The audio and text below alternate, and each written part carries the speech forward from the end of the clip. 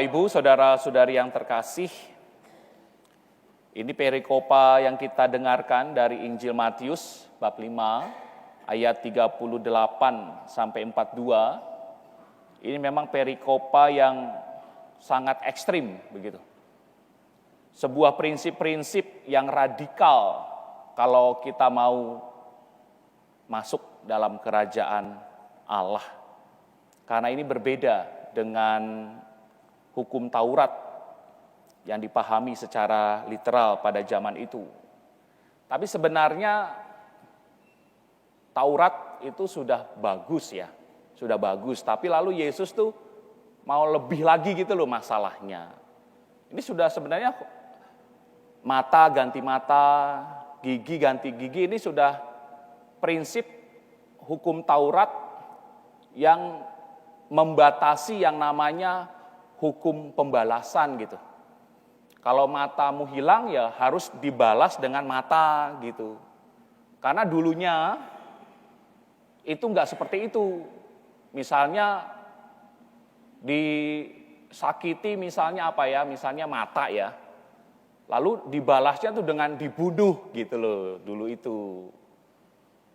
Kalau yang dihajar giginya misalnya sampai hancur, wah lalu dibalasnya dengan bunuh gitu. Jadi udah enggak gitu, makanya lalu hukum Taurat membatasi hukum balas dendam ini gitu.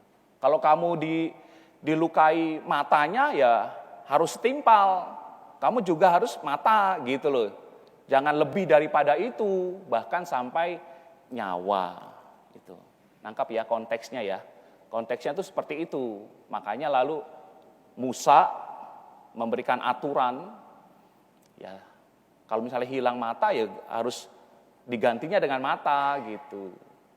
Kalau gigi ya harus dibalas dengan gigi gitu. Jangan malah lebih daripada itu. Tapi Yesus malah lebih dalam lagi. Ya kalau misalnya ada orang yang berbuat jahat sama kamu ya udah nggak usah dibalas gitu. Nggak usah balas dendam. Justru malah kita diminta untuk mencintai. Ini kan yang sangat radikal.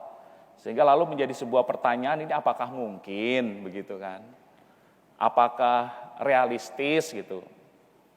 Ya kalau ditanya begitu ya pasti jawabannya ya kalau kita mengandalkan sisi manusia ya sesuatu yang gak realistis. Kalau dilihatnya secara manusia gitu. Ya kalau misalnya kita dilukai, rasa mikir pokoknya balas dendam, terserah mau dapat apa begitu. Ini sebuah prinsip radikal yang diajarkan oleh Yesus. Prinsipnya karena manusia itu inginnya balas dendam. Gak bisa gitu loh. Kita justru diminta untuk mencintai orang yang bersalah sama kita. Ini saya sering mengatakan ini kalau ibaratnya pencak silat atau apalah gitu ya. Ini jurusnya ini jurus tingkat dewa begitu. Jurus yang tidak bisa diandalkan diri sendiri. Tapi jurus yang membutuhkan kekuatan di luar kita. Yaitu kekuatan dari Tuhan sendiri untuk bisa menerapkan prinsip ini.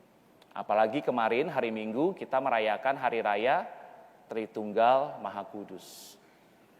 Ada kekuatan Allah yang menciptakan, ada kekuatan Allah yang menebus, dan ada juga kekuatan Allah yang mendampingi, yaitu Roh Kudus. Minta sama Roh Kudus. Tuh, Roh Kudus mampukan aku untuk menerapkan ajaran Allah Sang Putra, yaitu Yesus. Dan Yesus pun mengajarkan ini bukan hanya sekedar ngajar, tinggal ngajar. Yesus pun mampu melakukan ini, yaitu salib. Mau mengatakan apa? Mau mengatakan bahwa segala sesuatu yang mungkin bagi kita ini enggak mungkin, tapi ternyata mungkin. Toh Yesus pun mampu. Mengapa Yesus mampu? Karena ada kekuatan Allah. ada kekuatan ilahi dalam dirinya sebagai manusia. Makanya kita mengimani Yesus itu sungguh Allah, sungguh manusia. Mohonlah itu supaya kita mampu menerapkan hukum cinta kasih ini. Kemuliaan kepada Bapa dan Putra dan Roh Kudus, sekarang, selalu, dan sepanjang segala abad. Amin.